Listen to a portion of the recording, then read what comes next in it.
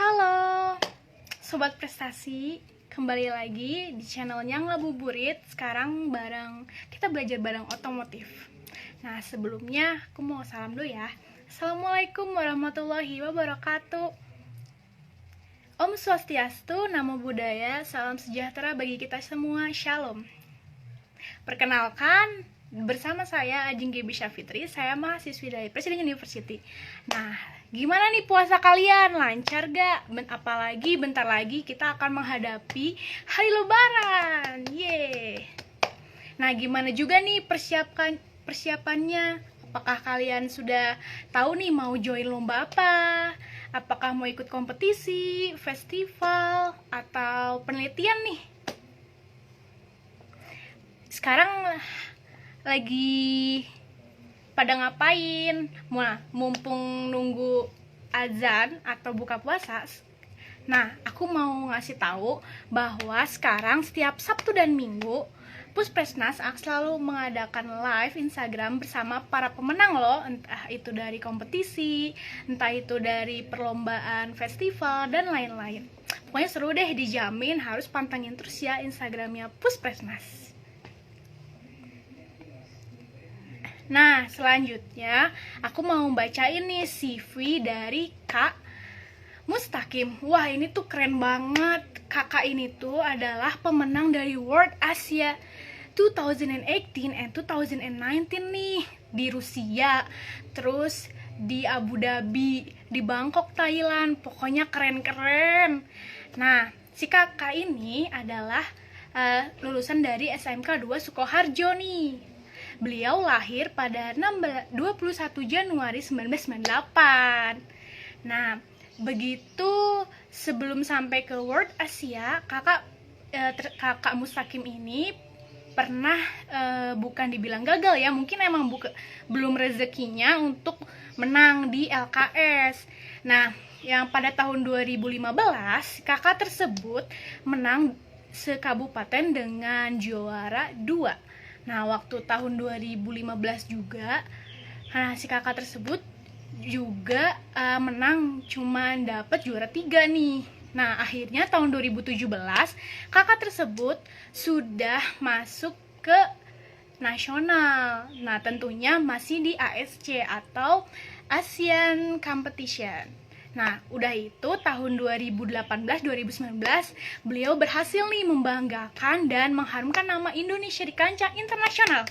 Keren. Nah, mau tahu kan tips dan triknya seperti apa? Yuk kita dengarkan cerita dari Kak Mustaqim. Ntar ya.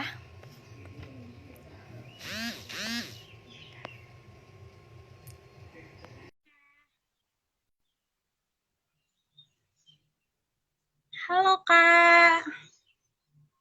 Ini keren banget sih, lombanya tuh bergengsi banget, di mana lombanya tuh otomotif. Wah, it's very prestigious. Halo Kak. Hai. Gimana Kak kabarnya? Alhamdulillah baik. Alhamdulillah, puasanya lancar Kak. Wah, alhamdulillah selalu lancar.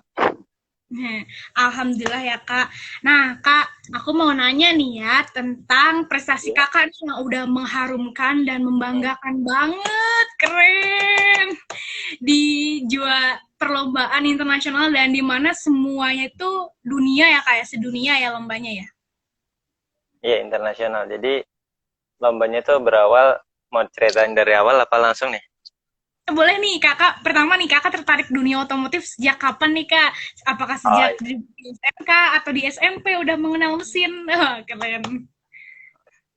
nah, jadi kalau untuk masalah otomotif, saya dulu terinspirasi sama kakak-kakak saya. Saya kan banyak bersaudara nih, saya punya 3 kakak. Nah, mereka semua masuk ke dunia otomotif. Nah, waktu saya SMP, orang tua beli mobil.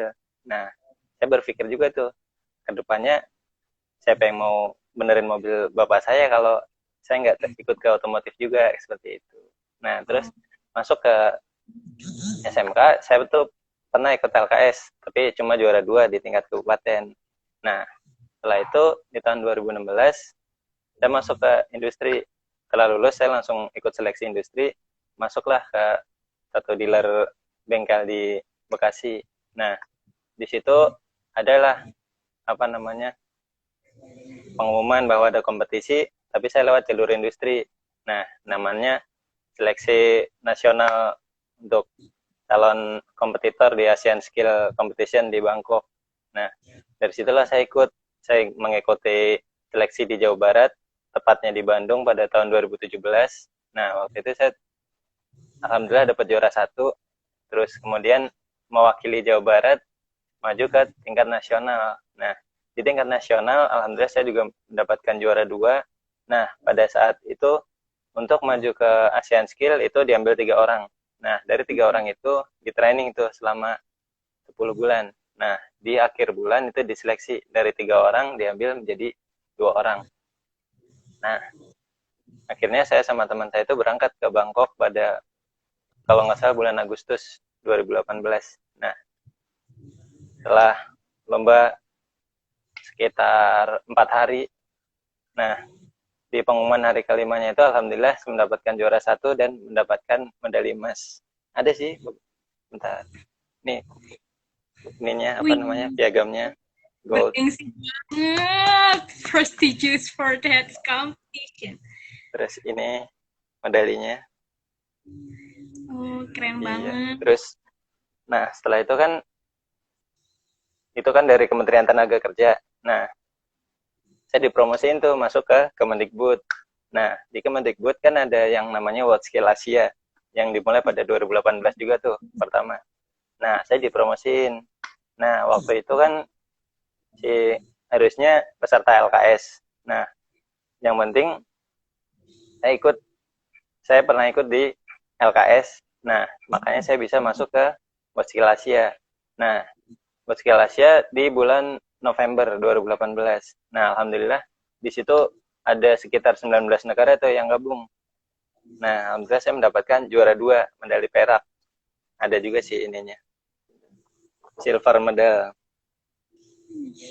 Pokoknya internasional gitu dapet ya Kak ya. Alhamdulillah membuahkan hasil. Alhamdulillah dapat. Iya. Nih, waktu itu di Abu Dhabi. Wow. Silver medal.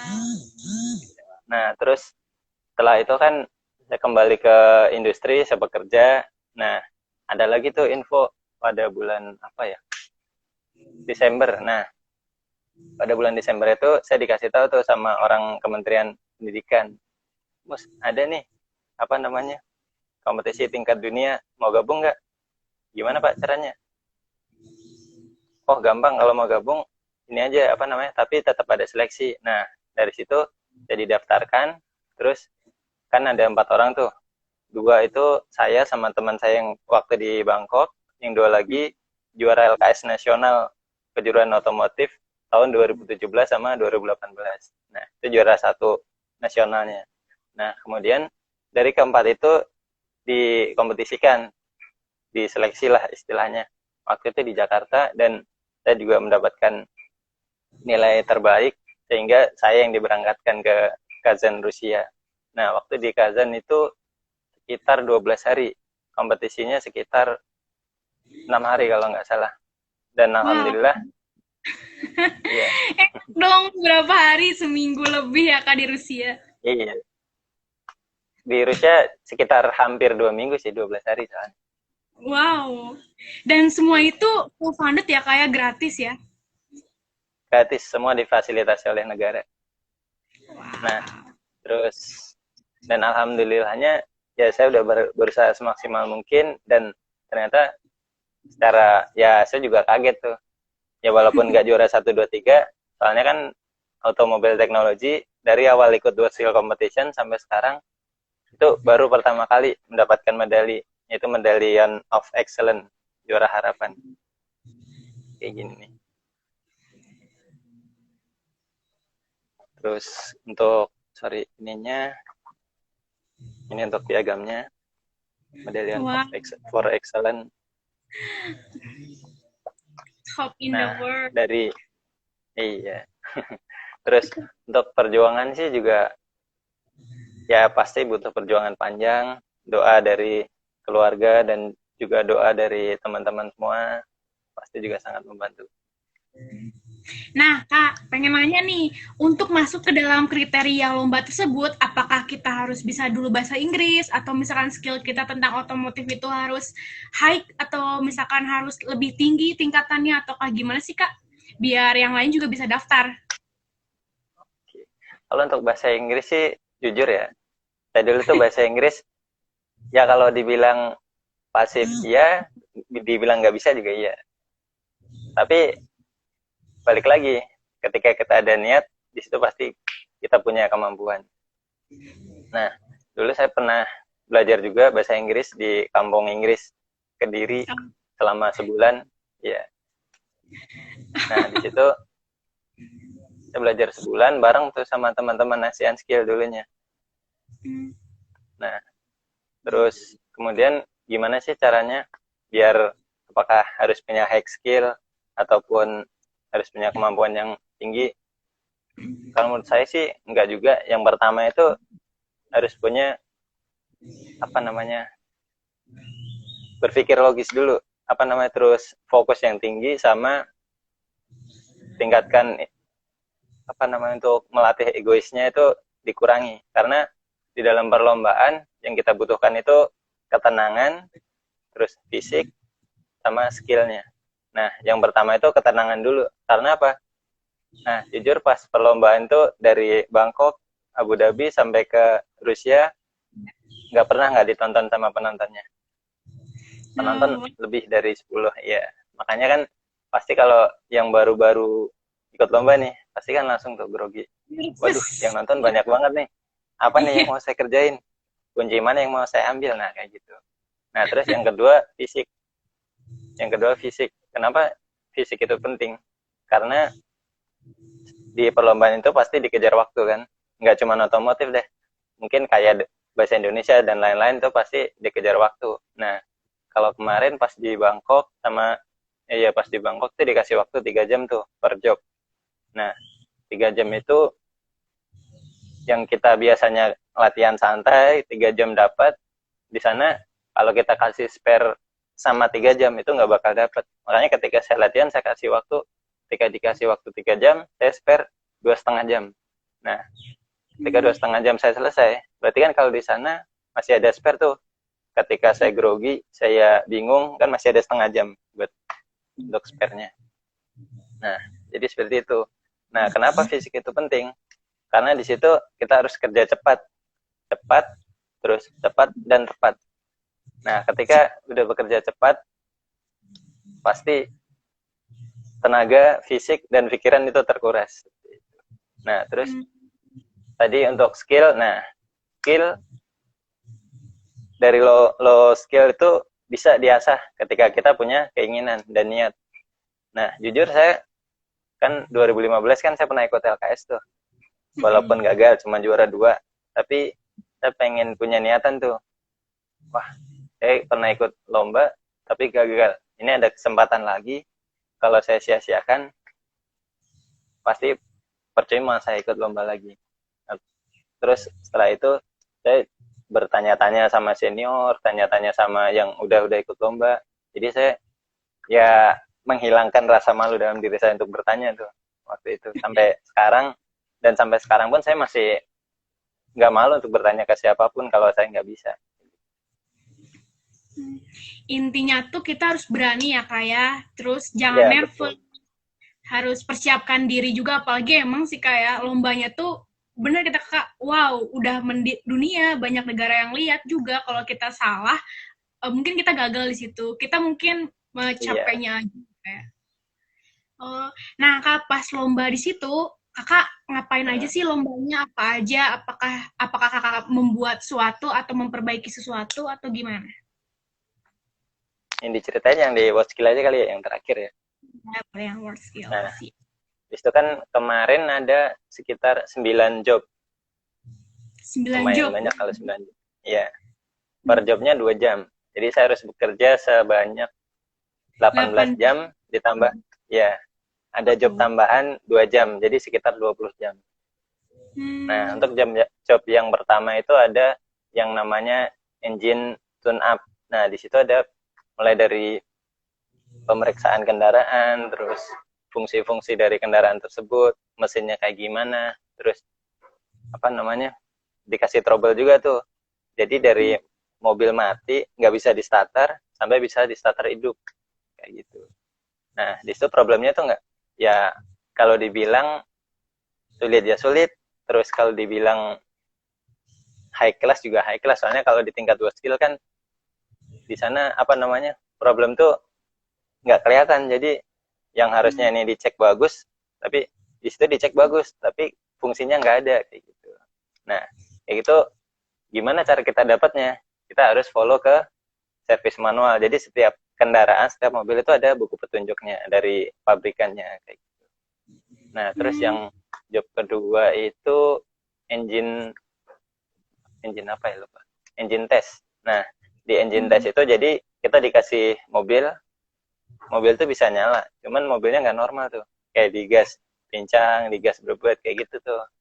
Nah kita harus nyari tuh problemnya dari mana, terus apa namanya, jadi intinya nyari problem hingga mobil itu kembali normal dan siap untuk jalan. Nah itu dikasih waktu 2 jam juga. Nah terus yang job ketiga itu ada electrical body. Nah electrical body itu nyangkut ke kayak ke lampu-lampu, terus power window, terus wiper depan, terus power mirror. Jadi ya semua sistem dimatikan, terus saya disuruh untuk nganalisa tuh gimana sih kerusakan ini, sistem ini apa aja yang rusak kayak gitu.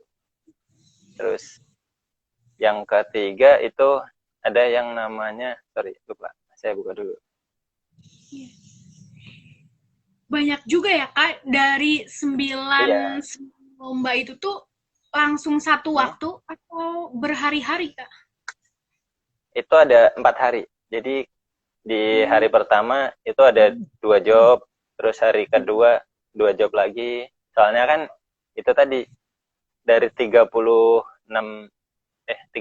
negara, terus untuk unitnya kan ganti-gantian. Jadi nggak bisa langsung semuanya bareng dalam 18 jam, itu nggak bisa.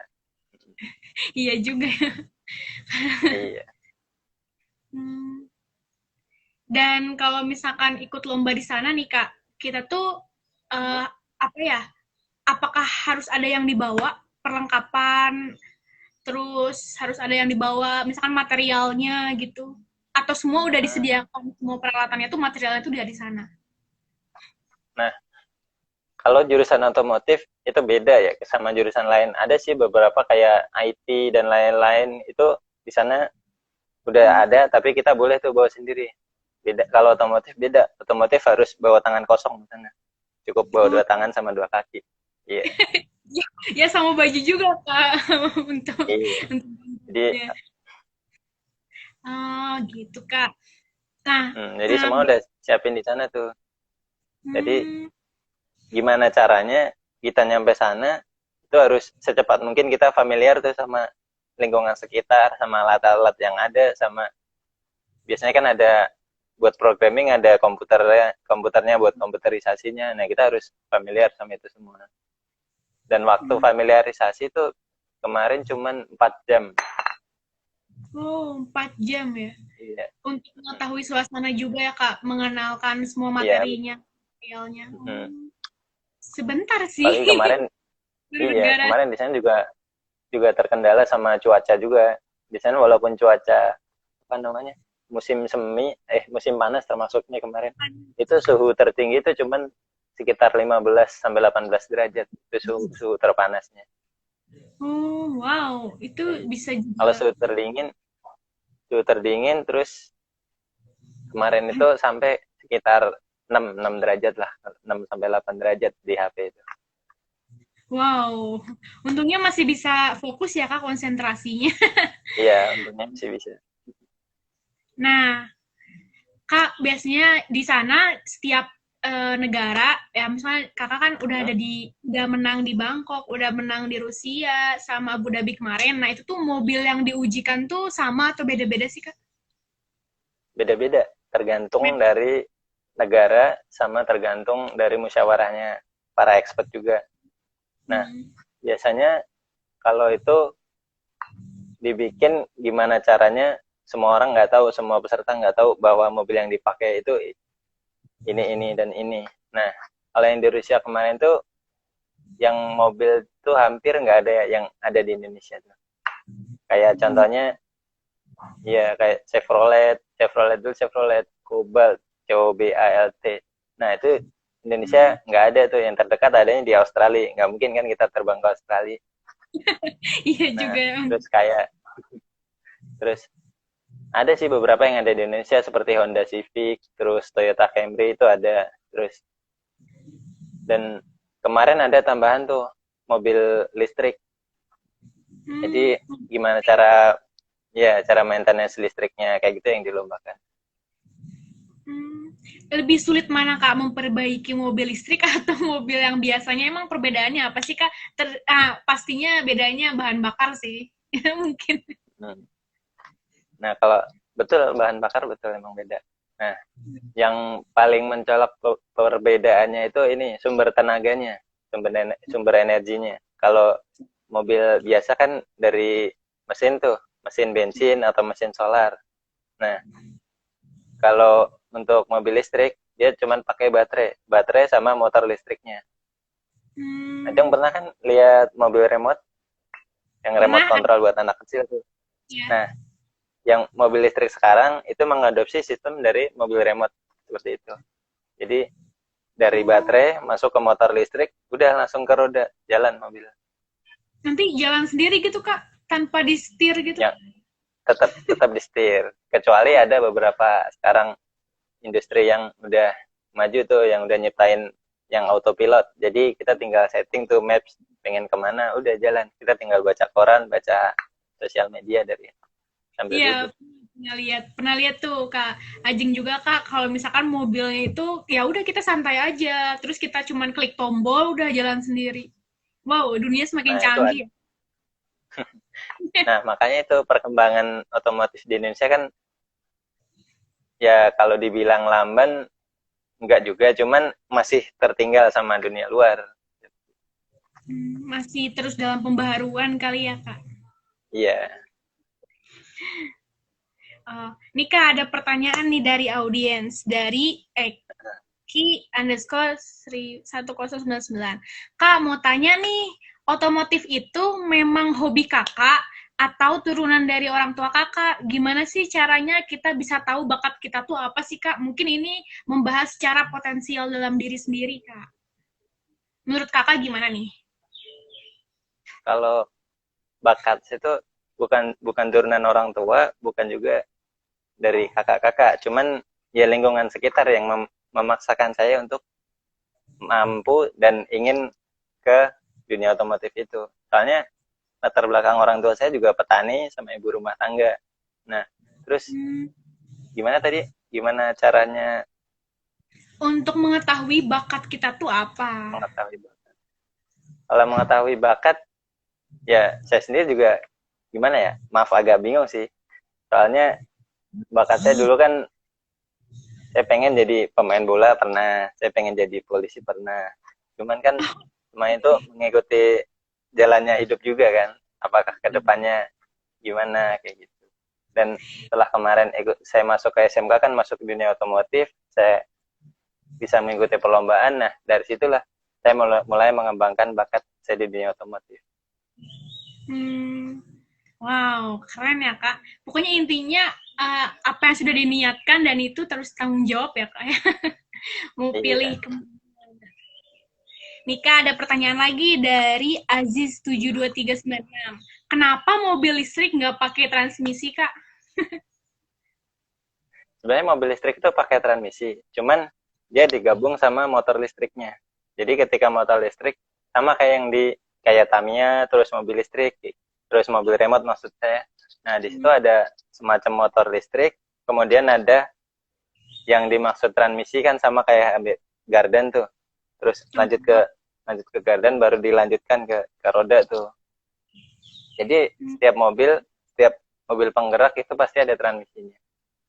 Cuman bedanya kalau bedanya kalau mobil bensin atau mobil diesel kan dia dipisah tuh antara engine dan transmisi. Kalau ini motor listrik dan transmisi digabung kayak. Oh, begitu. Wow. Terus Kak, ada nih berita yang lagi baru-baru ini, terdapat sebuah mobil yang terbakar di ruas jalan. Itu tuh kenapa sih Kak? Kenapa sih mobil tuh bisa tiba-tiba terbakar, bisa tiba-tiba rusak? Itu tuh karena apa Kak? Apakah ada faktor indikator yang memang bisa membuat mobil itu meledak? Kalau indikator sih nggak ada, cuman biasanya kayak gitu tuh ya banyak faktor juga. Biasanya yang paling umum itu kayak bensin bocor. Kalau bensin bocor kan otomatis kita kan di jalan nggak tahu nih. Kayak biasanya kan ada pemotor lain yang knalpotnya ngeblong, kayak kan soalnya kenceng tuh, biasanya ngeluarin api tuh. Kalau bensin bocor, menguap, kena api kan otomatis langsung meledak. Nah, Meledak. ada juga yang ya ada juga yang efek dari mesin itu sendiri. Contohnya kayak kelistrikannya yang open circuit tuh, kayak contohnya digigit tikus. Nah, kita kan nggak tahu nih, ada beberapa mobil yang disukai sama tikus tuh biasanya kabelnya tuh. Biasanya terkelupas. Ada, sering. Soalnya kan di bengkel juga sering tuh saya merepair kayak gitu. Jadi kabel ngelupas, kita nggak tahu nih, mobil udah normal tuh, tapi tiba-tiba di jalan ada korsleting karena guncangan kan. Jadi plus ketemu minus, akhirnya terjadi korsleting, terjadi sumber api, ya udah terjadilah kebakaran. Ada juga yang kayak contohnya ketika mobil diservis, kemudian masih ada komponen yang tertinggal tuh kayak semacam lak atau apa yang nyangkut di mesin. Bisa juga ketika panas kan, ketika si lap atau kain itu kering, lama-lama kan bisa kebakar juga kalau terkena suhu yang tinggi. Oh, jadi seperti itu ya Kak? Iya. Iya. Nah, Kak, ada pertanyaan nih dari 14N177. Kak, bagaimana sikap Kakak jika dalam kompetisi mengalami kemunduran? Dan siapa motivasi paling terbesar Kakak dalam hidup Kakak sampai Kakak itu bisa sukses seperti sekarang? Apalagi Kakak udah menjuarai lomba tersebut, Asia World ASEAN ya, internasional Kak. Kalau gimana, kalau skill saya mengalami kemunduran, itu tadi, jangan gimana ya, kalau ilmu kita udah tinggi, jangan sungkan-sungkan untuk bertanya, sekalipun itu orang yang ilmunya lebih rendah dari kita. Karena terkadang nih, kita udah ilmunya tinggi, ilmunya ya apa namanya, ada orang yang beberapa ilmunya udah nggak tertandingi lah istilahnya, tapi mereka pasti ada beberapa yang lupa, kayak contohnya kita udah terlalu fokus kayak gini, tapi ada yang ketinggalan. Nah, kayak gitu yang perlu kita waspadai. Karena apa? Di otomotif itu penilaiannya berdasarkan prosedur. Jadi setiap langkah yang dikerjakan itulah yang dinilai. Jadi biasanya kalau saya lupa kayak gitu, cukup saya berhenti sekitar 20 detik, saya tarik nafas, tenangin diri, udah coba berpikir lagi.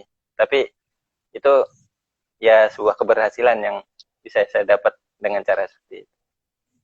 Dan untuk apa namanya, motivasi terbesar itu saya lebih ke kedua orang tua.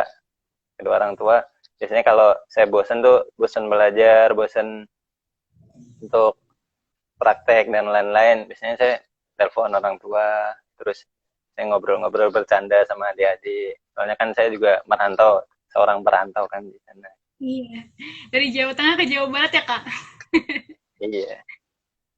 Iya ya, Kak, ya, karena ada pepatah juga kan, ridho kedua orang tua itu ridho Allah juga ya. Iya. Nah, Kak, pertanyaan selanjutnya nih dari Kak Yose. Apakah mobil listrik sama dengan motor listrik yang akan berkurang powernya apabila malam hari, Kak? Gimana ulangi? Apakah mobil listrik sama dengan motor listrik yang akan berkurang powernya apabila berjalan di malam hari, Kak? Nah, ada beberapa mobil listrik dengan sumber tenaga surya. Nah, kalau yang berkurang di malam hari itu biasanya dia pakai tenaga surya. Nah, kalau malam hari kan matahari tenggelam tuh, otomatis tenaga suryanya cukup. Dia hanya pakai yang tersimpan tenaganya. Beda sama yang mobil full listrik. Biasanya dia ada sistem pengecasan di mobil itu sendiri, pengecasan baterainya. Biasanya saat deselerasi, saat apa namanya tuh, turunan. Terus jadi ada beberapa pabrikan yang membuat si baterai itu tahan tuh sekitar sekali cas dia tahan sekitar 200 kilometer, ada yang tahan sekitar 150 kilometer. Oh, wow. Nah, Kak, ada pertanyaan selanjutnya nih ya, Kak. Dari Aziz, pernah benerin mobil Tesla nggak, Kak? Atau Jujur mungkin ya, kalau Tesla saya belum pernah. oh Tesla Kalau belum. Tesla saya ya, cuman kemarin sempat ya kalau mobil listrik kan jarang rusak ya. Kayak kemarin saya cuman lihat-lihat tuh sama praktek di BMW i8 yang Roadster. Hmm, tuh, jadi belum pernah ya Tesla. Kalau mobil Iya. lain mungkin sering ya, Kak? Ya kalau untuk mobil listrik, kalau lihat-lihat terus observasi itu udah ada sih beberapa. Cuman kalau untuk troubleshootingnya belum. Soalnya kan yang dilombakan kemarin juga cuman gimana service point untuk apa namanya lepas sistem listriknya, meng-off-kannya gimana, meng-on-kan ulangnya gimana. Soalnya kan beda sama saklar rumah. Kalau di rumah kan biasanya cukup saklar on-off. Kalau di situ masih ada prosesnya karena kan banyak kontrol unit. Takutnya ada beberapa yang tiba-tiba hilang power kan, kontrol unit bisa ada yang tiba-tiba rusak juga. Gitu tuh. Begitu ya. Nih Kak, ada dari Rahman Aulia. Kan Indonesia ini tidak tertinggal ya Kak dengan apa yang ada di luar gitu, kayak yang tadi Kakak sebutkan. Nah, bagaimana caranya biar Indonesia tuh juga bisa dikatakan seimbang dengan negara lain? Mungkin kalau sekarang Indonesia belum seimbangnya karena teknologinya ya Kak. Jadi ini mungkin yang dia maksud tuh gimana sih Kak caranya biar Indonesia tuh bisa dikatakan seimbang dengan negara lain mungkin dalam semua sektor. Ya mungkin saya menjawab di sektor otomotifnya aja ya. Soalnya kalau sektor lain kan bukan ini juga sih, saya juga nggak pengalaman. Kalau di sektor otomotif, ya mungkin kita mulai dari diri sendiri dulu. Soalnya kan saya di Nissan jujur. Di situ pernah dari 2018 itu pengen masukin mobil listrik ke Indonesia, yaitu Nissan Leaf. Cuman yaitu regulasi di Indonesia itu masih terlalu ribet. Kayak contohnya mobil listrik harus ada emisi, harus ada gas buangnya. Padahal kan kalau mobil listrik kan nggak ada gas buangnya, ramah Iya. lingkungan. Nah, tapi di Indonesia masih harus mengikuti peraturan itu. Nah, kembali lagi berarti harus Indonesia sendiri yang harus merubah dulu tuh peraturan-peraturan kita. Jangan sampai peraturan dari ya maaf dari 98 masih dipakai di 2020. Harus ada pembaruan lah kalau bisa. Iya juga ya Kak.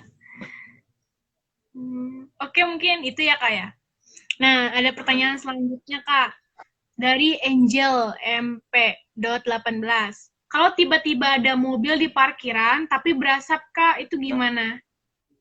Kalau tiba-tiba ada mobil di parkir tapi berasap, tiba-tiba mengeluarkan asap, itu gimana Kak? Nah, itu tergantung tuh mobil di parkirnya udah lama berhenti atau baru berhenti. Kalau udah lama berhenti baru berasap, itu biasanya hampir nggak ada sih kalau di apa namanya, belum pernah saya nemuin kayak gitu. Tapi Iya, kalau mobil bener. baru ber iya baru berhenti terus tiba-tiba berasap, itu bisa jadi kayak ada air tetesan AC, terus ada sistem, biasanya ada kebocoran di pendinginnya. Kalau pendingin bocor kan otomatis airnya keluar tuh ke mesin, biasanya terus terjadi uap, akhirnya kayak timbul asap kayak gitu.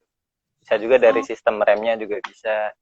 Kalau ngerem terlalu panas kan otomatis kalau udah apa berhenti otomatis, atau kalau pas hujan kan pasti ada gimana ya kayak panci panas kena air kan otomatis langsung nyembur oh. gitu. Kirain kalau kebanjiran aja Kak. Enggak. Nah, Kak, ada pertanyaan lagi nih dari Muhammad Ivans. Bagaimana prakerin untuk STM, Kak, jika pandemi berkelanjutan? Prakerin itu apa ya, Kak?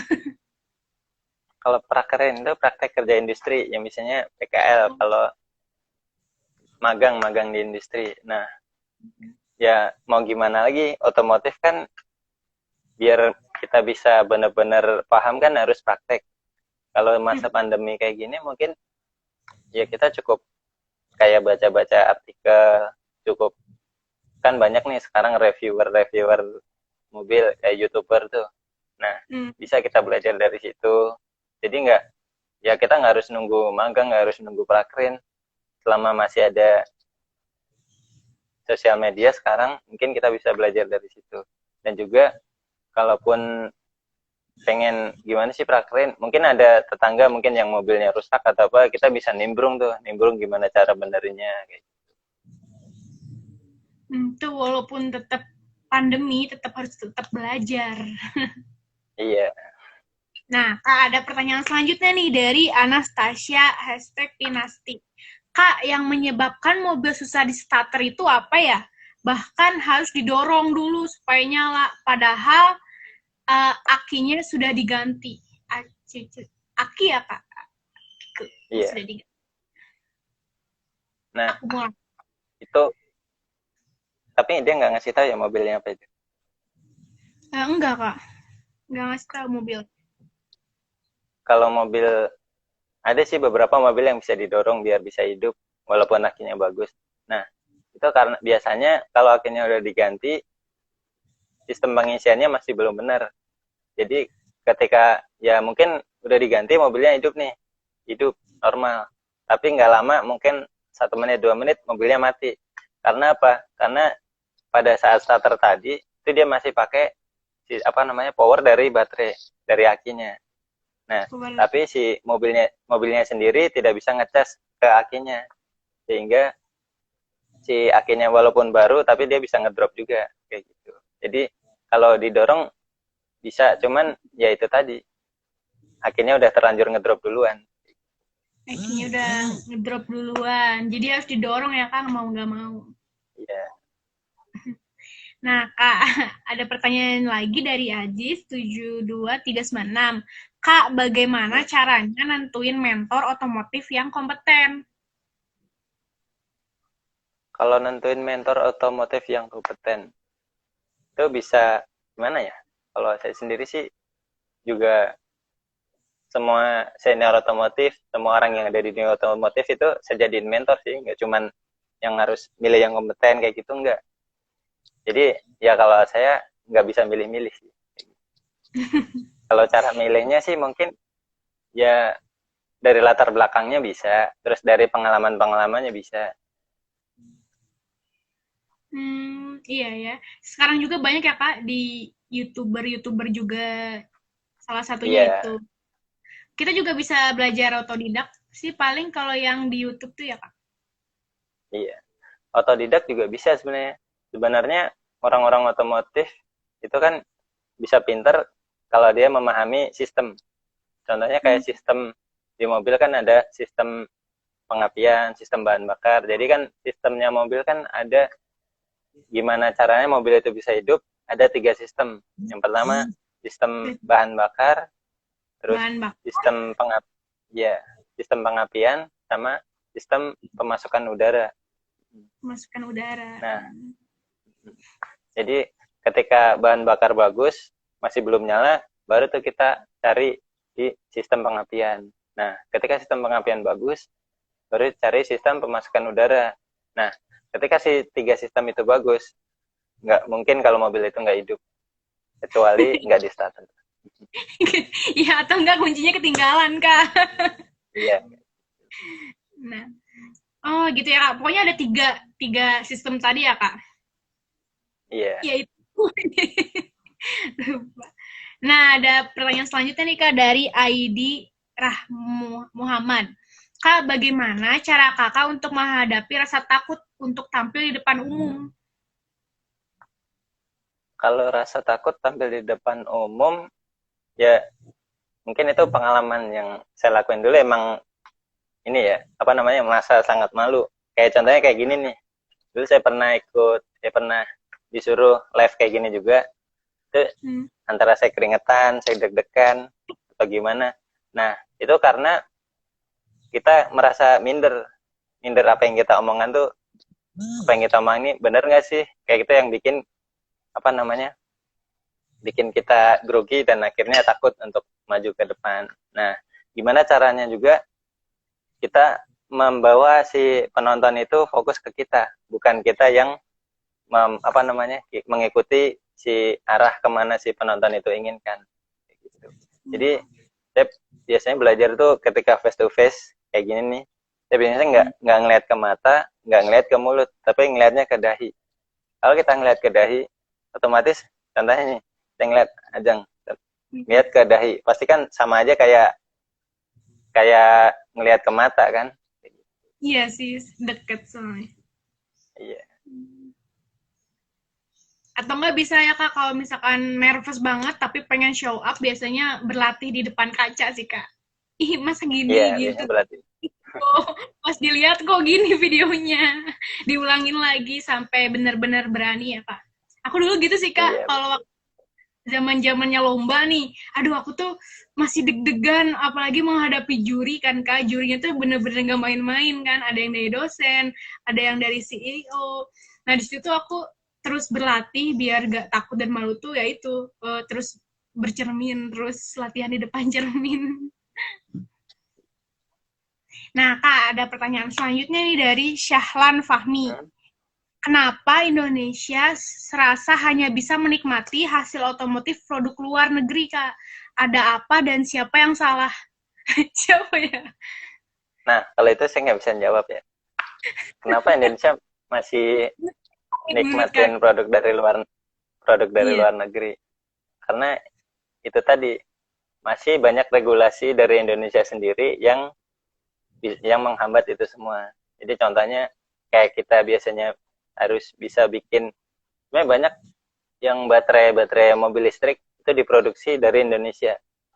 Cuman itu tadi, ketika Indonesia bisa bikin sendiri, masih harus mengikuti regulasi. Ketika regulasi itu gagal, jadi si produsen itu dia nggak bisa melanjutkan si produksi itu. Jadi intinya masih terhambat sama regulasi yang ada di Indonesia itu sendiri. Ya mungkin kita berdoa dan tunggu aja tuh yang ada tuh yang katanya produksi mobil SMK tuh. Iya, itu juga banyak ya Kak, lagi banyak sekarang produksi kendaraan yang ramah lingkungan, ya Kak. Iya. Terus yang apa lagi ya, yang bisa pokoknya bisa memanfaatkan bahan bakar yang ada. Sekarang kan Indonesia kan lagi menggalakkan pencampuran tuh antara minyak sawit sama bahan bakar minyak yang ada yang B40, ada yang mungkin sekarang udah nyampe B50 untuk pencampurannya itu. Iya ya. Tunggu para aksi penelitian lain. Nah Kak, ada pertanyaan nih Kak dari Aziz juga. Kak, apa sih strategi Kakak buat ngembangin industri otomotif di Indonesia, Kak? Di mana Kakak kan udah sering menjuarai berbagai lomba otomotif. Maksudnya mengembangkan industri yang kayak gimana nih, Ya? Ini di sini industri otomotif di Indonesia, Kak. Mungkin prospek kedepannya sih kayaknya, Kak. Ya mungkin kalau saya sih lebih gimana ya? Kalau semua untuk perkembangan industri kayak bengkel, kayak produksi itu kan tergantung dari masing-masing brand ya. Kayak contohnya ada Honda, ada Mitsubishi, ada Nissan, ada Toyota. Itu tergantung brandingnya mereka masing-masing. Kalau dari saya pribadi, gimana cara ngembanginnya? Ya kita balik lagi ke masing-masing juga. Apakah seumpama nih saya punya brand, ya amin. Kita punya brand terus pengen ngembangin. Nah, strategi pemasaran itu yang paling penting. Karena kayak Toyota tuh. Gimana sih Toyota? Kenapa bisa masuk menjadi kayak mobil sejuta umat di Indonesia? Mulai dari sekitar tahun 70 sudah mulai berkembang di Indonesia. Yaitu karena mereka gimana caranya bisa menjadi satu di masyarakat. Jadi industri yang di Indonesia kan kebanyakan kayak contohnya ya mobil-mobil Eropa, mobil-mobil Jepang yang lain itu kan biasanya mengikuti dari pusatnya. Contohnya di Jepang, di Amerika, di Jerman. Di sana ngeluarin produk yang canggih. Nah, masuk ke Indonesia sama dengan sana. Sementara di Indonesia masih belum mampu mengikuti teknologi tersebut. Nah, kalau menurut saya sih mending gini aja, apa namanya, di Indonesia kan biasanya satu keluarga salah satu punya mobil, satu keluarga harus dibawa semua kan. Kalau nggak dibawa biasanya ada omongan tuh, Iya. mobil dibeli buat dipakai sendiri. Nah, mending buat para industri otomotif, mending mikir juga apa namanya, buat gimana caranya bikin mobil yang ramai di pasaran Indonesia, yang bisa membawa si karakter apa namanya pengguna di Indonesianya kayak gitu. Jadi kayak contohnya sekarang kan lagi galak tuh yang kayak MPV, yang kayak Expander, Avanza, itu kan ya satu mobil bisa muat sekeluarga kayak gitu. Jadi intinya ya si industri otomotif harus bisa mengerti pasaran dan juga karakter orang Indonesia itu sendiri. Harus mengetahui permintaan pasar juga ya Kak ya. Iya, betul. Wow, keren. Nika ada pertanyaan lagi dari Mustafa Bas. Jika knocking menyebabkan energi mekanik yang dibangkitkan tidak optimal, kakak bisa jelaskan kenapa? Kalau ke knocking itu bisa juga apa namanya? Pertama bahan bakarnya. Kan ada tuh sekarang antara premium, pertalite, sama pertamax dan pertamax turbo. Nah, itu kan ronnya beda-beda tuh. Ada yang dari 88, 90, 92 sama 98. Nah, tingkat apa namanya? Semakin tinggi ronnya, semakin cepat pembakaran terjadi. Nah, tergantung dari mobilnya juga tuh. Kayak mobil zaman dulu mungkin masih bisa tuh dikasih kayak premium, dikasih pertalite itu mungkin masih bisa. Cuman untuk mobil sekarang karena biasanya kompresi ditinggikan sehingga dia membutuhkan bahan bakar yang mudah terbakar. Nah, ketika terjadi knocking itu bisa disebabkan karena biasanya mereka pakai kayak premium digunakan untuk mobil sekarang. Nah, ketika udah proses pembakaran tapi si bahan bakar itu hanya terbakar sedikit. Nah, ketika udah balik baru terbakar lagi. Nah, itu terjadinya knocking di situ. Yang kedua bisa jadi dari timing pengapiannya yang kurang pas. Yang harusnya ketika udah sampai proses pembakaran tapi belum terjadi percikan api yang harus membakar si bahan bakar itu. Ketika udah turun baru si api yang lambat tadi baru keluar. Nah, itu yang menyebabkan bisa jadi juga kayak gitu. Oh, gitu ya Kak ya. Wow. Iya. Kakak bisa nggak memberikan saran, masukan, atau apapun deh pesan-pesan untuk anak-anak Indonesia khususnya yang sekolah menengah kejuruan nih Kak untuk mendalami dan memahami otomotif sehingga bisa sampai seperti kakak atau mungkin mereka juga udah uh, perlombaannya lebih juga. Nah, itu tuh biar motivasi terus ada dari semangat nih juga terus berkobar-kobar nih Kak. Wi, apa nih Kak masukannya untuk anak-anak Indonesia, khususnya pecinta otomotif?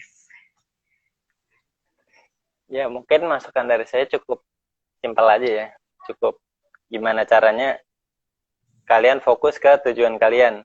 Gimana sih ke depannya kalian? Apakah pengen jadi pengusaha, pengen jadi mekanik, atau pengen jadi apa namanya pengembang usahanya? Nah, kalau saya mungkin ngasih saran yang mau jadi mekanik. Kalau saya kan jadi mekanik sekarang. Nah, mungkin kalian bisa belajar dari sekarang gimana sih sistem kerja dari sebuah kendaraan, terus sistem kerja dari apa namanya yang sistem-sistem yang muncul sekarang ini, terus kalian harus pahami apa yang namanya itu servis manual. Servis manual itu buku petunjuk yang dikeluarkan oleh industri otomotif pada sebuah mobil. Nah, setiap mobil itu pasti ada buku petunjuknya. Ketika kalian menguasai buku petunjuk, kalian nggak akan pernah apa namanya ketinggalan, nggak akan pernah lupa gimana sih cara benerin suatu mobil. Nah, terus gimana caranya biar kalian bisa ikut kompetisi? Itu tadi, kembangkan skill kalian, fokus, terus latih bekerja cepat. Biasanya kalau saya lebih mengedepankan cepat, tepat, dan juga bersih.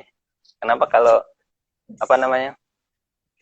Kalau cepat tapi nggak tepat kan salah. Kalau tepat tapi nggak bersih kan juga kurang rapi kelihatannya kayak gitu. Jadi ya tetap semangat walaupun di masa pandemi kayak gini, ya nggak usah. Biasanya kan kalau masa pandemi kan waktunya rebahan ya. Kalau sekarang kan mungkin biar biar tetap semangat, mungkin bisa lihat sosial media, biar sharing-sharing ke teman-teman. Sebenarnya saya ada sih apa namanya link Instagram Telegram, kalau boleh di share nggak? Boleh dong. Tulis aja boleh Boleh. Kak di. Ya. Oke, saya share dah nih. Itu ada link Telegram, itu udah saya bikin sekitar seminggu yang lalu. Itu ada beberapa guru, ada beberapa siswa SMK juga. Hmm. Yang untuk belajar memahami otomotif gitu ya Kak? Iya. Jadi di situ di Telegram itu kita bisa saling sharing tuh. Kalaupun punya kendala di mobilnya, kita biar sharing gimana kerusakannya, kita cari solusi bareng-bareng. Kalau pengen ada anak-anak SMK yang masih belum paham suatu materi, bisa kita sharing bareng-bareng. Ada yang butuh kayak semacam buku petunjuk, kalau saya punya, ada yang punya, kita sharing bareng-bareng kayak gitu. Hmm. Ini Kak, mungkin pertanyaan terakhir nih. Hmm. Itu tuh misalkan servis mobil tuh lebih mahal mobil listrik atau mobil biasa sih Kak yang pakai bensin? Tergantung dari kerusakannya. Kalau Hmm, untuk servis biasa, untuk maintenance, itu mungkin lebih murah mobil listrik. lebih Karena murah. ya, kalau di mobil listrik kan cuman maintenance kayak pembersihan jalur-jalur kabel, terus pembersihan apa namanya si sistem remnya aja. Kalau di mobil biasa kan dia harus ganti oli transmisi, harus pengecekan filter udara, harus pengecekan busi dan lain-lain yang biasanya kosnya lebih tinggi. Nah, tapi tergantung, beda lagi dengan kalau ada kerusakan. Kalau sistem mobil listrik, kalau ada kerusakan biasanya kan, kalau ada kerusakan di baterai atau di motor listriknya itu lumayan mahal. Ada beberapa harga yang bisa capai ratusan juta juga untuk baterainya. Wow, Kalau untuk mahal. mobil, ya iya. Kalau untuk mobil biasa kan, mungkin kalau turun mesin itu kan mungkin nggak nyampe 30 juta kayak gitu. Hmm. Oh ya Kak, ada juga tuh yang bertanya tadi, Kakak belum ngelanjutin yang Hmm? ke-9 mata lomba tadi. Oh, mau dijawab nggak? Tiga, tiga empat tadi, lupa. Baru baru tiga. Nah, Tiga. baru tiga apa empat? Iya, Baru baru tiga. tiga. Yang terakhir kan ya electrical body. Yang keempat Tiga. itu ada electrical system. Nah, di electrical system itu apa namanya? Kan untuk mobil sekarang kan udah pakai yang namanya CAN system, LAN system, terus satu lagi LIN kayak gitu. Nah, jadi sistem itu dari kontrol unit satu ke kontrol unit lain itu nggak butuh banyak kabel, dia cukup butuh 2 kabel kayak gitu. Nah, yang di Oh. electrical system itu dia mencari trouble yang mengarah ke sistem itu. Nah, kemudian ada lagi yang kelima itu namanya engine mechanical.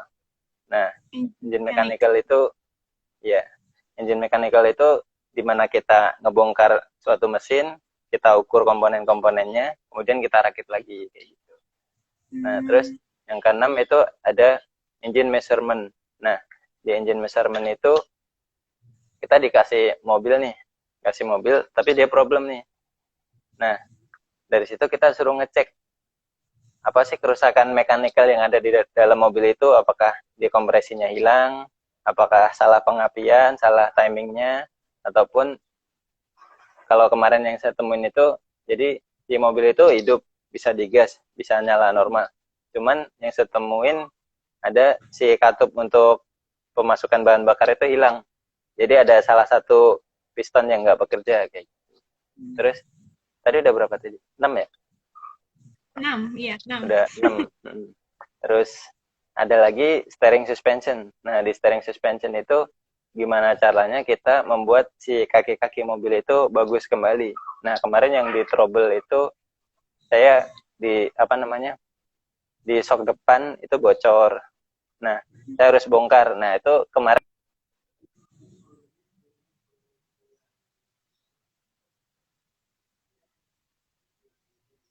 Halo Kak, ya sepertinya terganggu kendala ya kawan.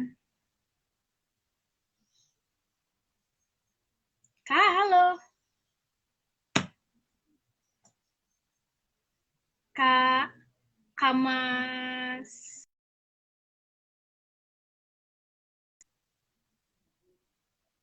Oh, kelep. Mungkin karena sinyalnya juga ya, kita undang lagi.